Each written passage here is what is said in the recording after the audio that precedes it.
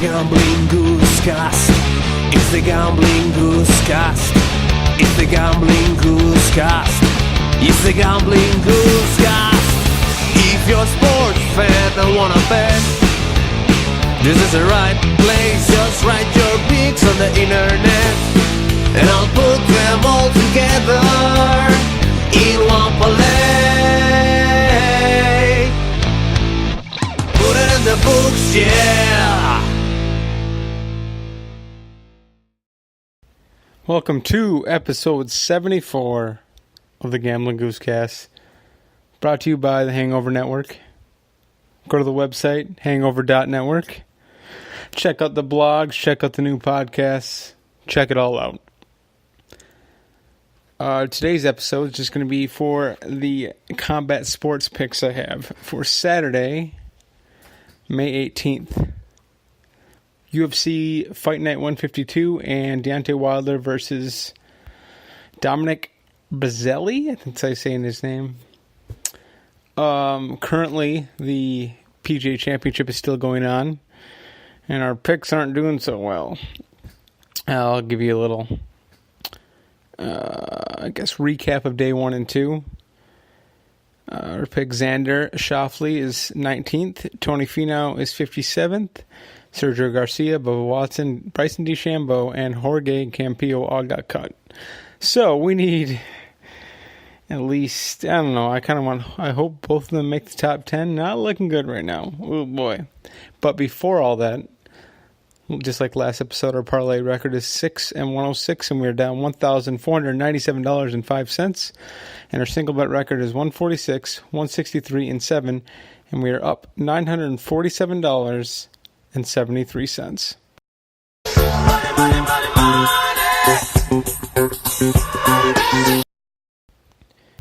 Now, so first I'm gonna tell you the UFC picks, and I'll give you my pick on the boxing. The UFC Fight Night 152 starts at 4 p.m.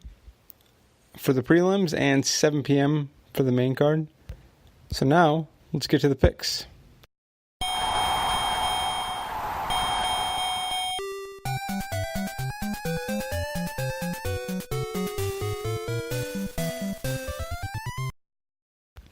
All right, the first fight we will be betting on is a girl fight. It's going to be Sijara Eubanks versus Aspen Ladd. Sijara Eubanks is plus 245 as the underdog, and Aspen Ladd is minus 315 as the favorite. Aspen Ladd is 7-0 and already beat Eubanks once, but her victory over Eubanks was her only decision. All of her 6 fights were stoppages. So Eubanks showed that she can hang around with her in there. And Eubanks is a high-level Brazilian Jiu-Jitsu black belt. So I'm assuming she'll have a different game plan going into this one. So we're picking Eubanks at plus 245. Put in the books. Next fight we're betting on is Zach Cummings versus Trevin Giles. Yeah, Giles, I believe. Zach Cummings is up at plus 130 as the underdog, and Giles is minus 116 as the favorite. Zach Cummings is 7-3 in the UFC. He's a solid wrestler with good submissions and one hell of a gas tank. He's also known for derailing hype trains such as Dominic Steele and Nicholas Dalby. Now, Trevin Giles, God, figure out your names. He's 2-0 in the UFC with 2 KOs and an overall record of 11-0. He's never lost. But he's another hype train. And, yeah, he comes in with power, but can he last as long as Cummings? Who knows?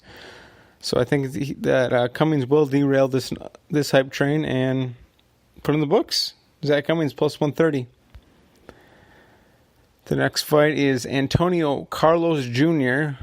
versus Ian Heinisch.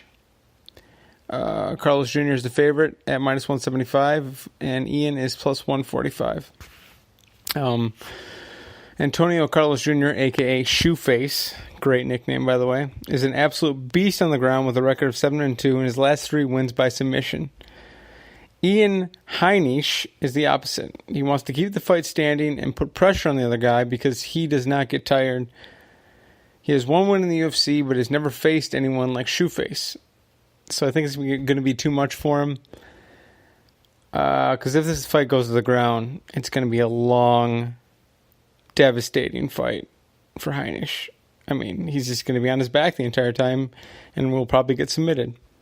So put in the books, Antonio Carlos Jr. minus 175. And finally, the main event. Kevin Lee versus Rafael dos Anjos. Kevin Lee is the slight underdog. Not really. It's kind of a pick him at minus 110. Dos Anjos is minus 120. This is Kevin Lee's first fight at welterweight after struggling to make weight at lightweight. He's facing a monster that goes by the name of Rafael dos Anjos. Kevin Lee is a good all-around fighter, but he's especially good at wrestling. Dos Anjos is a great striker. He's good at submissions. But what's his Achilles heel? Wrestling. Hate to say it, but his last two losses to Kamaru Usman, Kobe Covington, both outstanding wrestlers. No, I mean, they're better than Kevin Lee, but Kevin Lee is still a really good wrestler. Look what he did to Edson Barbosa. It was insane. So put in the books. Kevin Lee at minus 110. And finally, we got boxing. Deontay Wilder versus Dominic Breazeale. Deontay Wilder made this fight personal by saying, well, just listen to the clip. When you say you want a body on your record, there'll be people who criticise that. What would you say about that? Hey, Dominic Breazeale asked for this. I didn't go seek him, he seeked me. So if it comes, it comes. This is a brutal sport. This is not a gentleman's sport. I keep saying this is not a gentleman's sport. We don't ask to hit each other in the face, but we does anyway. And you can ask any doctor around the world, and he'll tell you the head is not meant to be hit. Anybody can go. And on this particular time, we have bad blood against each other. This is the only sport where you can kill a man and get paid for it at the same time. It's legal. So why not use my right to do so? Now, that's one of the scariest things I've ever heard. It's kind of like Drago. If he dies, he dies. And if you see the video, it's even worse. He smiles at the end. And it's terrifying. And he means it. Like a year ago, he said he wants a dead body on his record. Like, what the fuck? Now, I'm not pissed at the comment. I mean, the guys are fighters for a living. They're crazy in the first place. People are freaking out about it. I mean, does he actually mean it? Maybe, but it's not like they'll let it happen. I mean, he's going to fight legally with gloves. But if any man could kill a guy in the ring, which is probably Deontay Wilder, the guy is so powerful. Between the two, there's 57 KOs. The thing is, Wilder has 39 of those KOs in 41 fights. I mean, come on. The man knocks dudes out. And he should technically have probably 40 KOs. That last fight, no one knows how, what's his name? What is his name? Tyson Fury, yeah. No one knows how Tyson Fury did not get knocked out in that last round. He literally woke from the dead like The Undertaker. But I don't think Breazeale will be able to handle it. I mean, he has power too. Could he knock him out? Sure. Probably won't happen though. This fight will not be any different.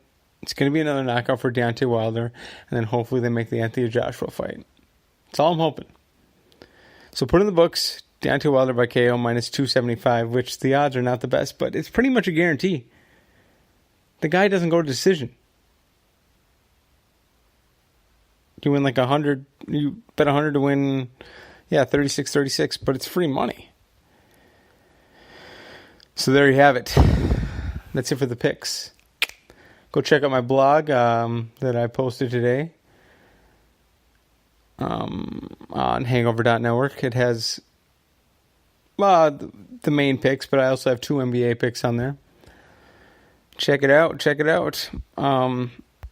So yeah, let's recap the bets. We got Sajara Eubanks plus 275, 100 to win 275. Zach Cummings plus 130, 100 to win 130. Antonio Carlos Jr., Shoeface, minus 175, 100 to win 57-14. Kevin Lee, minus 110, 100 to win 90-91. Deontay Wilder, by KO, minus 275, 100 to win 36-36.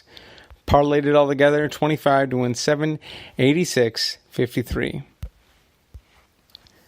That's it for this podcast. Oh, by the way, did you see the domination the Bucks put in the Raptors?